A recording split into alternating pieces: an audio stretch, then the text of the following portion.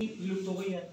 क्या कारण है विलुप्त होने? देखिए, विलुप्त होने के कारण तो सरकार बताए क्या कारण है। क्यों बाबा साहब जैसे विद्वान व्यक्ति जिसने इस देश का संविधान बनाया हो, जिस बाबा साहब ने जिन्होंने इस देश के लिए रूपरेखा तैयार की हो, अगर आज उनकी जाति ही विलुप्त करी जा रही है तो इससे और बड़ी बात दुर्भाग्य की कोई नहीं हो सकती। दूसरी बात मैं कहना चाहता हूं कि जो मौजूदा सरकार देश और प्रदेश में चल रही है, ये मौजूदा सरकार पूर्ण रूप से लोकतंत्र की हत्या करने पर उतार हो।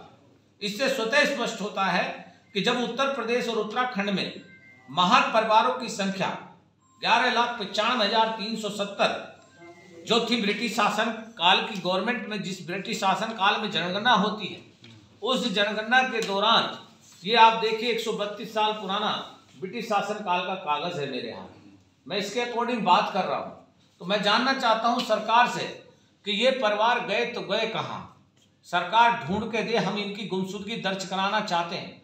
जो मेरे समाज के महार परिवार के जो लोग गुम हुए हैं उनकी गुमशुदगी दर्ज की जाए, दोषी जनगणना अधिकारी लेखपाल के खिलाफ मुकदमा पंजीकृत किया जाए और हमारे समाज के लोगों को ढूंढ के लाया जाए। क्या करता है तो किस आधार पर पता लगा कि आपकी महाजाति जो है विलुप्त? कोई विशेष नोटिफिकेशन? हाँ, आप नेट पर सर्च कर सकते हैं। 2011 की जनगणना आप लोग नेट पर सर्च कर सकते हैं, उसमें स्पष्ट है कि महार जाति का कोई उल्लेख नहीं है।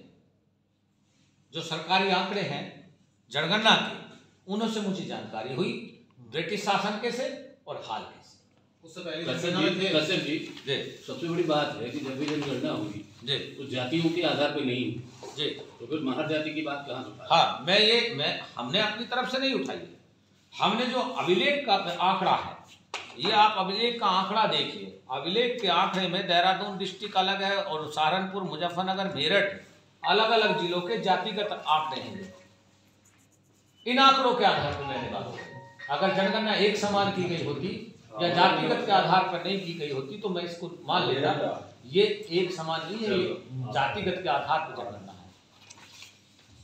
तो इसे विलुप्त हुई होती जाति को लेकर किसी उससे मिले, आप अधिकारी से मिले, प्रदेश के किसी मुद्दा से मिले कि इसकी जांच की जाए, इनको ढूंढा जाए? इसके विषय में उत्तर प्रदेश में अब तक 4 बार धरना प्रदर्शन हो चुके हैं और आपके जनपद उत्तराखंड प्रदेश के जनपद हरिद्वार से 16 मार्च 2023 में गंगा जल यात्रा, यहाँ से आप लोगों के संज्ञान में होगा, गंगा जल यात्रा दिल्ली तक हमने पैदल चलाई और जगह जगह पे समय समय पे हम लोग इस बात की मांग कर रहे हैं कि हमारी जाति के विलुप्त हुए परिवारों को ढूंढा जाए, हमारे पूर्वजों को ढूंढा जाए, हमारी गुमशुदगी दर्ज की जाए। अभी हाल में मेरठ कमिश्नरी में बहुत बड़ा प्रदर्शन किया था, सोशल मीडिया पर आप देख लेंगे, उसमें भी हमने FIR दर्ज कराने की मांग की है और आपके शामली में भी की है और आपके कल जो लक्सर में मीटिंग हुई है उसमें भी हमने मंच के माध्यम से इस बात की मांग की है कि हमारे गुम हुए परिवारों की FIR दर्ज हो और हमारे परिवार ढूंढ के बताया जाए कि वो आज़ादी के बाद क्या वो पाकिस्तान भेज दिए गए, बांग्लादेश भेज दिए गए, मार दिए गए,